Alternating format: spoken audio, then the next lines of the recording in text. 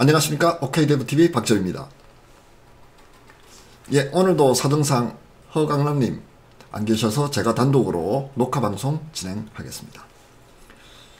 예, 오늘 표제 주제 소프트웨어 개발이 어려운 7가지 이유인데요. 잠시 후에 이제 같이 보시기로 하고요. 예, 제 블로그 그리고 유튜브 채널 재밌는 개발 이야기 리스트 그리고 슬라이드 쉐어에 방송 올라오는 것들 제가 계속해서 정리해서 여러분들에게 공개를 하고 있습니다. 그 다음 채널 박제요. 여러분들께서 많이 성원해 주신 덕분에 점점 더 방문객 수 그리고 구독자 수 늘어나고 있습니다. 다시 한번 감사드립니다.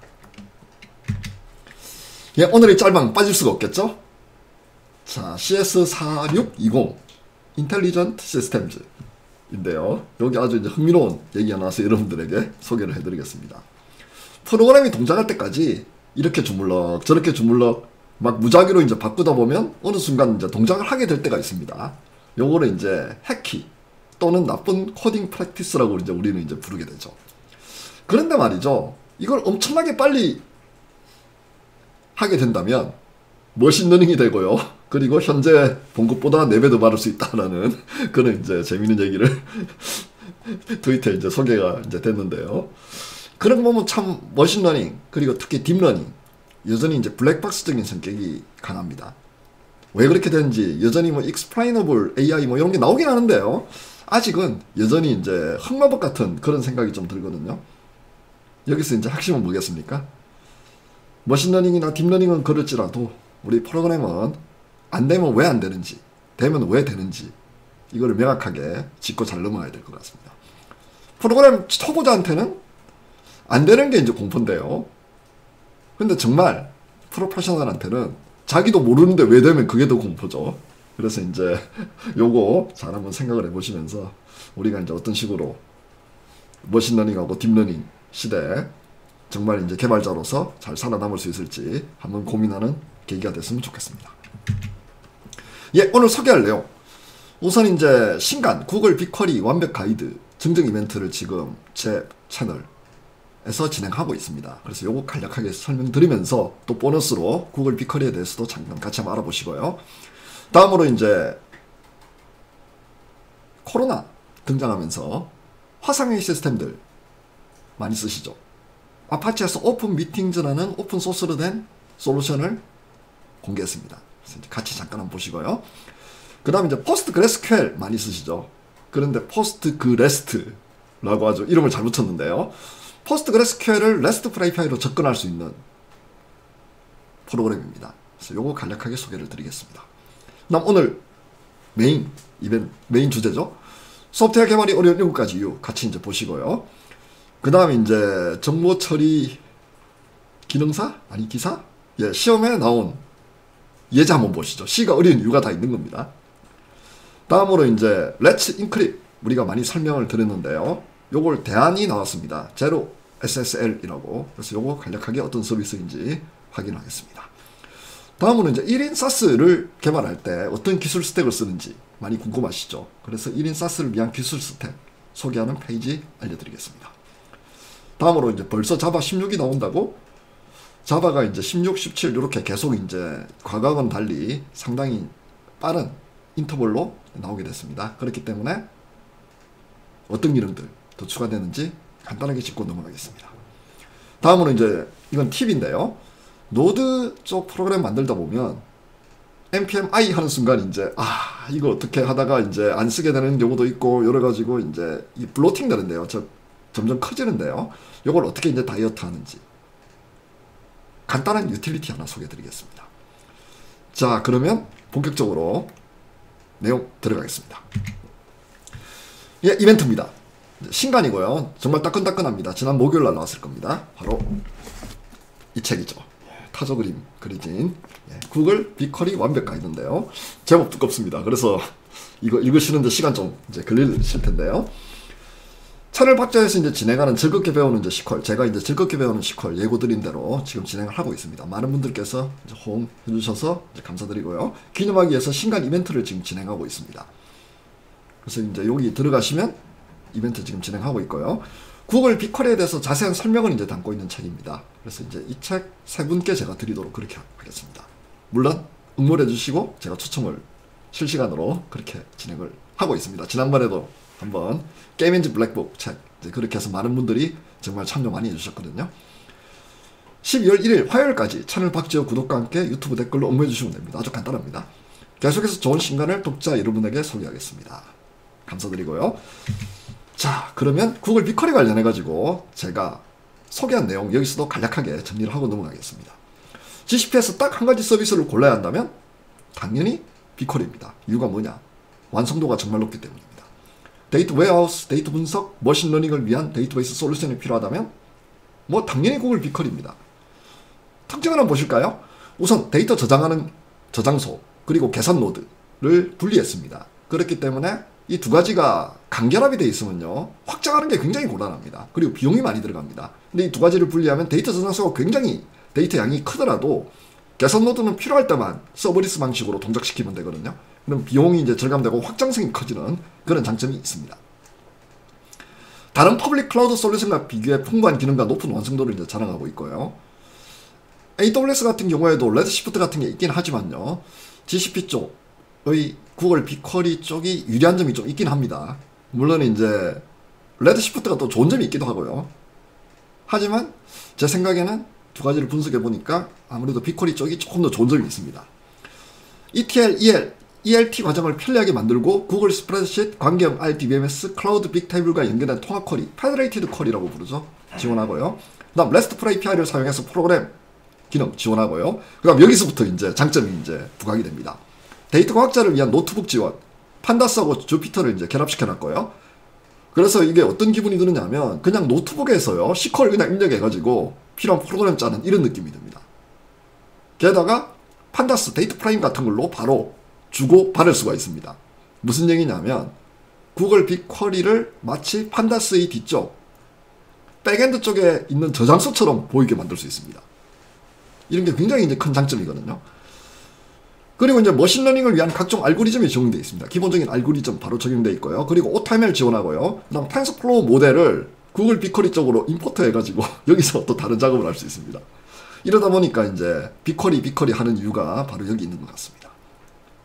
이 책은 이제 빅쿼리를 사용하기 위한 기본적인 NC SQL 사용 방법을 설명하고 있고요.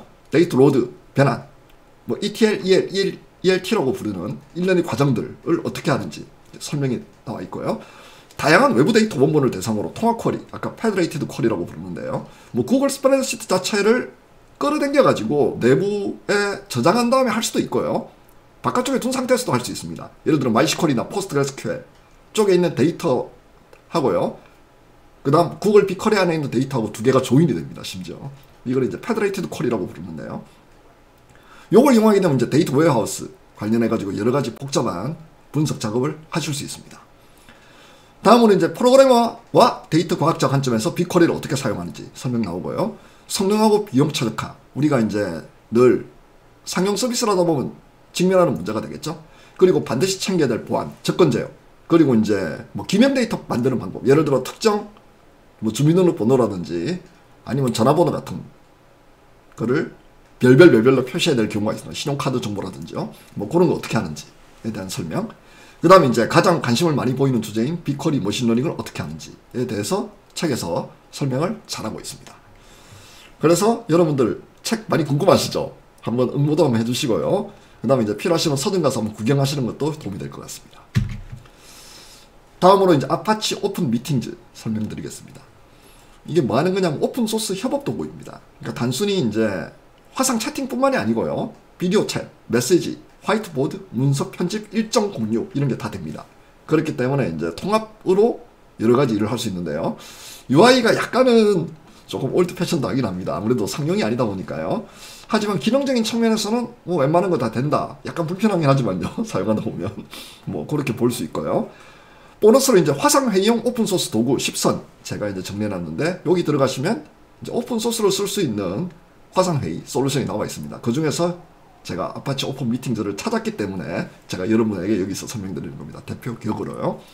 그래서 이제 필요하시면 뭐 줌이나 이런 거 쓰셔도 되는데요. 뭐 제한이 있죠. 유료 버전이기 때문에 서브스크립션을 하지 않으면 시간 뭐 이런 것들이 제한이 있습니다. 구글 밋도 마찬가지고요. 이러다 보니까 아무래도 이제 오픈소스로 된 솔루션 이게 필요하실 경우가 이제 있을 겁니다. 분명히 생길 겁니다. 그럴 때 한번 검토를 해보시면 좋겠습니다. 예, 다음으로 포스트 그 레스트입니다. 이름 참 잘 짓는 것 같습니다. 포스트 그레스QL 이렇게 돼 있죠. RESTful API로 접근하는 이제 솔루션인데요. 고성능 RESTful 서버를 코드 없이 만들 수 있다면, 예를 들어 데이터베이스 테이블이 있으면요, 이 테이블 자체의 CRUD 연산을 RESTful API하고 그냥 1대1로 매칭시켜가지고 이걸 바로 서버처럼 쓸 수 있으면 얼마나 좋을까 라는 생각 아마 한두 번은 꼭 해보셨을 겁니다. 바로 PostgreSQL을 백엔드로 쓰고요, 앞쪽에 RESTful API 서버를 만들어가지고 이걸 웹에 공개하는 방식으로 프로그램이 동작합니다. 즉 여기 보시면 웹 리퀘스트가 있으면 포스트그레스트를 이용해가지고 포스트그레스QL로 들어가고요, 여기서 다시 응답을 받아가지고 우리 쪽으로 주는 건데요, 요 과정이 바로 RESTful API 형식으로 기동합니다. 해야 할 일은 간단합니다. 우선 데이터베이스 스키마를 만듭니다. 요렇게요. 예를 들어 api.todo's 만들고 요렇게 정의한 다음에요, 그리고 어떤 값을 넣습니다. 데이터를 넣고 그냥 포스트그레스트로 API를 외부에 공개합니다. 요렇게 해가지고 요렇게 컨피그레이션 파일 만든 다음에 컨피그레이션 파일을 그냥 포스트그레스트에 딱 넣게 되면 컬로 3000번 접속하게 되면 바로 요런 식으로 입력한 두 레코드가 보이시죠? 간단하죠? 자, 그럼 여기서 여러분들이 이제 질문이 하나 있을 겁니다. 입력은 되는데, 그러니까 get 명령으로 가져오는 되는데 혹시 포스트는 안 돼? 예, 됩니다. 대신 JWT, 이제 발음을 좀 조심해야 되기 때문에 제가 그냥 정식 발음을 쓰지 않고 JWT로 하겠습니다. JWT를 이용해가지고 토큰 받고요, 그 다음 이 토큰 받은 상태에서 포스트로 주면요, 데이터가 쏙 들어갑니다. 그래서 이건 튜토리얼 보시면 여러분들 아주 쉽게 하실 수 있을 겁니다. 자, 그럼 이걸 어디에 쓸까요? 제일 대표적으로 목 만들 때 쓰실 수 있습니다. 간단하게 그냥 CRUD로 데이터 접근할 때, 목 만드실 때 이걸 이용해가지고 그냥 포스트그레스QL에다가 데이터 벌크로 넣어 두신 다음에요, 직접 접근하게 되면 바로 마치 RESTful API처럼 동작하니까 손쉽게 이제 쓰실 수 있고요. 두 번째는 뭐냐면 이걸 이용해가지고 실제 서비스를 할 때 아주 간단한 형태의 데이터를 다른 쪽에서 강화한 거를 그냥 포스트그레스QL 쪽으로 인젝트를 시키게 되면 얘가 마치 데이터 소스처럼 동작을 하고요, 그리고 그 데이터 소스하고 연결된 API 서버처럼 이제 동작을 하게 되니까 상당히 이제 편리할 겁니다. 게다가 C로 만들어져 있기 때문에 성능이 좋습니다. 초당 2000회 정도는 그냥 가볍게 처리할 수 있기 때문에 여러분들이 뭐 적당한 성능의 CRUD 관련한 그런 서버가 필요하다 그럴 때 요걸 한번 고려해보면 어떨까라는 생각이 들었습니다. 예, 다음으로 이제 오늘의 이제 메인 주제인데요. 소프트웨어 개발이 어려운 7가지 이유 쭉 했는데 제가 정리를 좀 해봤습니다. 그래서 이제 간단하게 이제 설명을 드리겠습니다. 1번, 소프트웨어 업계는 아직 젊습니다. 젊다는 얘기가 뭐냐면 여전히 갈 길이 멀다는 거죠. 건축 같은 경우는 정말 역사와 전통을 자랑하지 않겠습니까? 농업 같은 경우도요. 근데 소프트웨어는 비교적 아직 다른 분야에 비하면 젊다는 겁니다. 아직 100년이 안 됐잖아요. 다음으로 이제 코드의 모든 행위 잠재적인 오리지즘입니다. 이걸 저는 이제 어떻게 설명하느냐 하면, 우리가 건축을 할 때요, 하중에 예를 들어 10km에서 20km 사이다 버틴다 라고 할 때 10km 해서 버티고요, 20km에서 버티면 11km, 12km, 19km, 20km 전부 다 테스트할 필요가 없어요. 양극단만 테스트하면 된다고요. 하지만 소프트웨어는 그렇지 않습니다. 테스트를 다 해야 됩니다. 이게 바로 문제입니다. 이산적으로 동작하잖아요. 그렇기 때문에 코드의 모든 행위 잠재적인 오리지즘이기 때문에 테스트하는 게 상당히 까다롭다는 그런 어려움이 있습니다. 다음으로 이제 이게 사용자 참여가 이제 부족합니다. 왜 그러냐면 소프트웨어 자체의 동작, 내부적인 동작은요, 실제 이걸 사용하는 외부 사람하고 100만간정 떨어져 있습니다. 거리가 상당히 멉니다. 물론 사용하는 사람이 개발자, 예를 들어 오픈소스 소프트웨어인데 라이브러리나 프레임워크 같은 경우에는 문제가 발생하면 우리가 직접 덤프를 뜨거나 아니면 로그를 봐가지고 어떤 문제가 일어났는지 또 어떤 게 개선돼야 될지를 알 수는 있습니다. 하지만 그게 아니고요, 그냥 앱 아니면 웹 서비스라면 일반 사용자들이 내부 동작 방식을 알아낼 방법이 없고요, 피드백을 줄 방법도 마땅하지가 않습니다. 그리고 실제 사용자는 소프트웨어 개발자가 생각하는 또는 사용하는 언어로 얘기하지 않습니다. 그렇기 때문에 참여가 부족해질 수밖에 없는 그런 자체적인 어려움이 있는 거죠. 다음으로 사용자는 직접 볼 때까지 자신들이 무엇을 원하는지를 모르는데요. 이거 많이 당하셨을 겁니다. 다 만들고 보여주면 이거 아니야 이거 맞아 요렇게 응답이 옵니다. 그렇기 때문에 이제 프로타입 만들어 가지고 빠르게 보여주는 이런 방식을 선호하는 이유를 저는 많이 이제 권장을 해드리는데요. 보면 압니다. 보기 전에는 모릅니다. 이런 어려움이 있습니다. 다음으로 이제 5번이 좀 문제입니다. 프로그램에 대기한 장벽이 없다. 그래서 스티브 맥코넬 같은 경우에는요. 뭐라고 표현했냐면 소프트웨어를 라이선스제로 하자는 극단적인 주장까지 합니다. 얼마나 열이 받았으면요. 그래서 잠깐 오른쪽을 한번 보실까요? 제가 최근에 이제 광고를 본 것 중에 가장 놀랄만한 광고를 하나 봤습니다. 이 광고 제목이 뭐라고 돼 있냐면 너도 2달 만에 외주할 수 있어. 2개월 프로그램 외주 연계 교육 이렇게 돼 있습니다. 그리고 서버 쪽 교육 커리큘럼 보실까요? 1주차 서버 개요 보고요. 2주차 서버하고 클라이언트 보고요. 3주차 백엔드 랭귀지하고 API 보고요. 4주차 DB를 본 다음에 5주차 템플릿, 레스트풀, MVC까지 봅니다. 그리고 6주차에 페이징하고 레귤러 익스프레션하고 테스트를 딱 한 다음에 7주, 8주 모의 외주를 하면 너도 2달 만에 외주가 가능하다고 얘기하는데요. 저는 이걸 딱 보는 순간 어떤 느낌이 들었냐면 라이언 일병 구하기 첫 5분이 생각났습니다. 노르망디에 상륙하려고 상륙정 추정 문 여는 순간 어떻게 됐는지 여러분들 아마 기억하시는 분 계실 겁니다. 2달 만에 배고 가면 아마 그런 운명에 처할 것 같습니다. 장벽이 없기 때문에 누구나 할 수 있는데요. 누구나 할 수 있다고 해가지고 누구나 잘할 수 있는 건 아니거든요. 훈련, 연습, 노력이 필요합니다. 그런데 이제 이런 식으로 포장하게 되면 2달 만에 외주할 수 있다면 소프트웨어 개발을 너무 쉽게 그렇게 여기는 그런 문제가 생길 수도 있거든요. 소프트웨어 개발은 정말 어렵다는 거를 한 번 더 말씀을 드리고 싶습니다. 예, 다음으로 모든 소프트웨어는 외부 요인에 영향을 받는답니다. 외부 컨텍스트. 뭐 요거를 그냥 아주 극단적으로 말씀드리자면요. 왜 내 자리에서 했는데 너 자리에서는 안 돼? 증상이 있죠. 그 다음 데모의 법칙. 꼭 잘 되는데 높으신 분 계신 데모 자리에서 언제나 죽죠. 그러니까 외부 요인이 있는 겁니다. 그렇기 때문에 내가 아무리 잘한다 하더라도 외부 요인을 어떤 식으로 컨트롤하는지가 굉장히 중요합니다.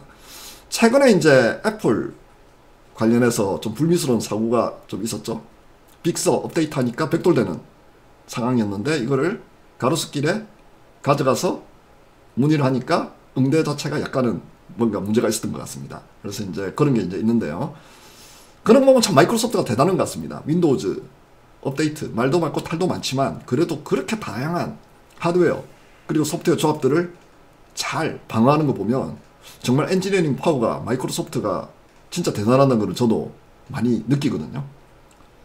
애플 같은 경우는 그래도 자기들이 다 만든 하드웨어잖아요. 그렇기 때문에 비교적 컨트롤이 쉽게 된다고 생각했는데 이번에 약간은 문제가 좀 노출된 것 같습니다. 마지막으로 예측은 예술이지 과학이 아니다. 솔직히 예측이 굉장히 어렵습니다. 대표적인 게 뭐냐면 소프트웨어 개발 일정을 앞당긴 걸 제가 본 적이 없습니다. 대부분 늦어졌으면 늦어졌죠. 그렇기 때문에 정말 이 과학이 아니고 예술인데요. 예측하기가 쉽지 않습니다. 이러다 보니까 이제 요 7가지 때문에 소프트웨어 개발이 상당히 이제 어렵고요. 맨 마지막 요 문서에서 뭐라고 이제 얘기를 하느냐면 소프트웨어 애플리케이션은 빙산과 같다는 표현을 씁니다. 90%가 보이지 않는다. 애플리케이션의 복잡 도는 수면 아래 존재하며 사용자에게 보이지 않고 이걸 아는 사람은 개발자뿐입니다. 이렇기 때문에 이제 우리가 고독한 그런 이제 개발을 고독한 미식가도 아닌데 고독한 개발가가 이제 돼야 되는 개발자가 돼야 되는 그런 운명에 처한 것 같습니다. 우리 모두 힘내시죠. 이렇게 어렵기 때문에 또 할 만한 가치가 있지 않겠습니까? 예, 또 어려운 얘기 또 하나 더 하겠습니다. C가 어려운 이유에 대해 가지고 잠깐 이제 한번 고민해 봐야 되는데요. 2020년 정보처리 산업기사 문제라고 올라온 내용인데 이거 제가 진위를 아직 파악을 못했습니다. 진짜 이 문제가 나왔는지 그리고 정말로 이게 이제 문제가 됐는지 잘 모르겠습니다. 어쨌든 간에 뭐 그건 잠깐 이제 제외하고서요. 요 코드를 한번 보시죠.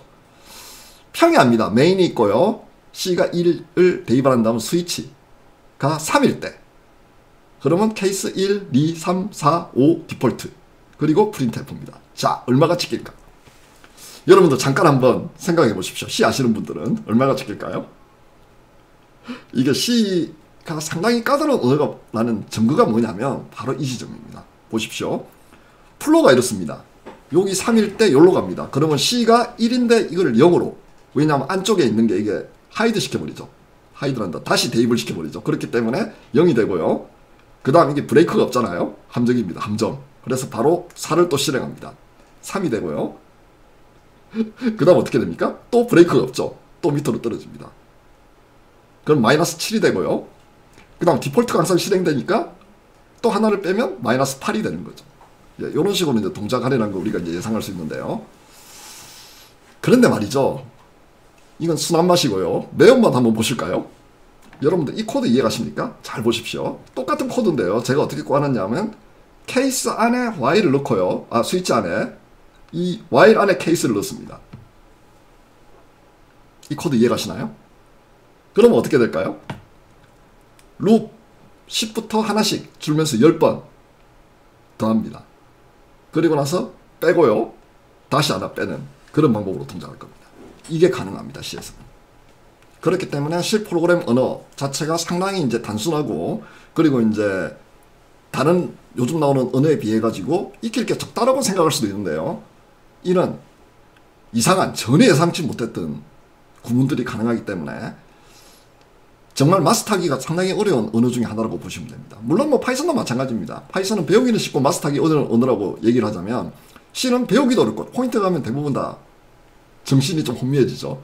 그리고 이제 이런 구문들 보시면 어떻게 동작하는지를 직관적으로 알아내기가 상당히 이제 어려운 언어라는 사실을 조금 염두에 두시면 좋겠습니다. 그러니까 C 쓰실 때는 언제나 주의를 하실 필요가 있습니다.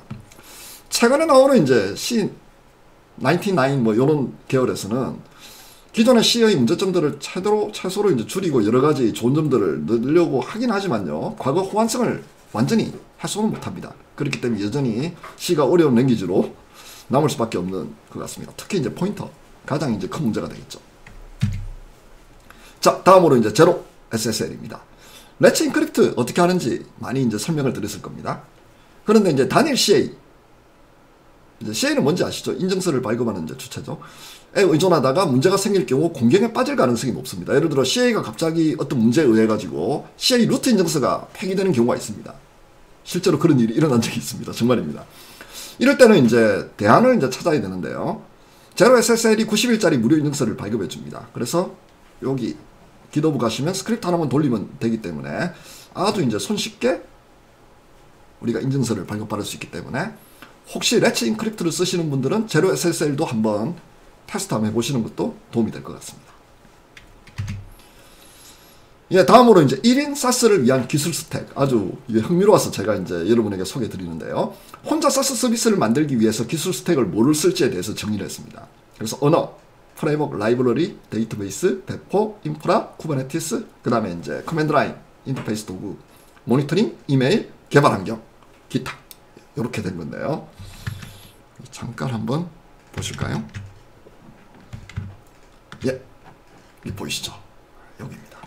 그래서 쭉 보시면 언어, 파이썬과 타입스크립트, 그리고 프레임워크, 장고, 리액트, 넥스트.js, 셀러리, 부트스트랩, 4. 데이터베이스는 클릭하우스, 포스트. 요새 클릭하우스 조금 인기를 끌고 있는 것 같습니다. 그리고 PostgreSQL, 레디스, 그리고 디플로이먼트 같은 경우는 테라폼, 도커, 쿠버네티스, 그 다음 기더브 액션. 인프라스트럭처, AWS 클라우드 플레이어, 레츠 인크립. 여기 또 나왔네요. 네임칩. 네, 이렇게 나오고요. 쿠버네티스 같은 경우는 여러 가지 쿠버네티스들 자로 쓰는 것들 나오고요. 그 다음 CLI 툴들, 그리고 모니터링, 그 다음에 그라파나, 그리고 센트리, 로키, 예, 이런 것들. 이거 많이 들어보셨을 겁니다. 아마 여러분들은 프로메테우스하고 그라파나를 제일 많이 아마 들어보셨을 겁니다. 다음으로 이제 이메일, 그리고 이제 개발 환경, 파이참, VS 코드, 이런 것들, 그리고 나머지 어널리티스 같은 것들, 그리고 트렐로, 피그마, 이런 걸 소개하고 있습니다. 여러분들 아마 쭉 한번 보시면 요런 도구들이 있구나. 그리고 요 도구 중에 내가 현재를 뭘 쓰고 있고, 요거 새로운 게 있네? 요게 뭐지? 이런 것들 한번 파악을 하시면 좋을 것 같습니다. 자, 그 다음 이제 자바 얘기입니다. 2020년, 죄송합니다. 이게 2021년도입니다. 제가 급하게 하느라고 제가 실수한 것 같습니다. 3월 16일 GA 이제 출시 예정이고요. 16버전은 근데 LTS가 아닙니다. 16은 이제 맛만 보시고요. LTS로 예정되어 있는, 물론 17도 LTS가 아닐 수도 있습니다. 오라클 쪽 정책 어떻게 될지 한번 이제 봐야 되는데요. 17은 한번 기다리시면 될 것 같은데, 우선은 여러 가지 기능들 이제 들어갔습니다. 코틀린 쪽 관련한 기능들이 제법 좀 들어간 것 같고요. 그 다음에 이제 여러 가지 기존에 하던 작업들 들어가 있으니까 혹시 JDK 관련해서 업그레이드 하실 계획이 있으시거나 아니면 새로운 기능들 검토하실 계획이 있으시면 16 이제 한번 쭉 보시다가 내년도 3월에 나오면 직접 한번 써보시면서 어떤 게 정말 완결됐고 어떤 게 약간 아직 부족한지 확인할 수 있을 것 같습니다. 자, 마지막입니다. 팁 하나 드리고 이제 마무리를 하겠습니다. 노드 다이어트를 해야죠. 그래서 npm install -g node prune 하면 요 프룬이 가지치기 잘라내는 거죠. AWS 람다하고 도커 구성 과정에서 이제 이게 덩치 큰 거를 쓰게 되면 아무래도 문제가 발생할 가능성이 있습니다. 어떤 문제요? 공간을 많이 차지하잖아요. 네트워크 밴드위스도 많이 먹고, 그 다음에 이제 이미지 자체의 크기도 크고, 뭐 여러 가지, 실제 메모리도 많이 먹고, 뭐 여러 가지 뭐 문제가 있을 수 있습니다. 그래서 요 노드 프룬을 이용해가지고 스트립을 하면 이렇게 줄일 수 있습니다. 뭐 크게 많이 줄진 않지만 1메가라도 줄이는 게 어딥니까? 그래서 여러분들이 상용 쪽에 디플로이 할 때 이 노드 프룬 이용해가지고 한번 테스트 한번 해보시고요. 꼭 테스트를 하셔야 됩니다. 혹시 다른 사이드 이펙트 있을 수도 있으니까요. 유용하게 한번 활용하시면 좋을 것 같습니다. 예, 그럼 오늘 정리 간단하게 하고 마무리하겠습니다. 우선 신간 증정 이벤트 많은 참여 부탁드리겠습니다. 다음 아파치 오픈 미팅즈 이제 이런 솔루션들 계속 이제 나오고 있습니다. 그리고 포스트 그레스트 RESTful API로 PostgreSQL 접근하는 그런 프로그램이고요. 그 다음 소프트웨어 개발이 어려운 7가지 이유 설명드렸고요. 그 다음 C가 어려운 이유 잠깐 보셨죠? 그리고 제로 SSL, Let's Encrypt의 대안입니다. 다음 1인 사스를 위한 기술 스택 여러가지 있으니까 한번 여러분들 검토해보시면 도움 될 것 같습니다. 그 다음 자바 16 이제 벌써 이제 나올 때가 다 돼갑니다. 그렇기 때문에 슬슬 이제 준비를 하시고요. 그리고 이제 노드 다이어트를 어떤 식으로 하는지 제가 사례를 보여드렸습니다. 예, 오늘도 시청 감사드리고요. 또 다음 주에 도움 많이 되는 내용으로 다시 찾아뵙겠습니다. 그럼 여기서 마무리하겠습니다. OKDevTV 박재였습니다. 감사합니다.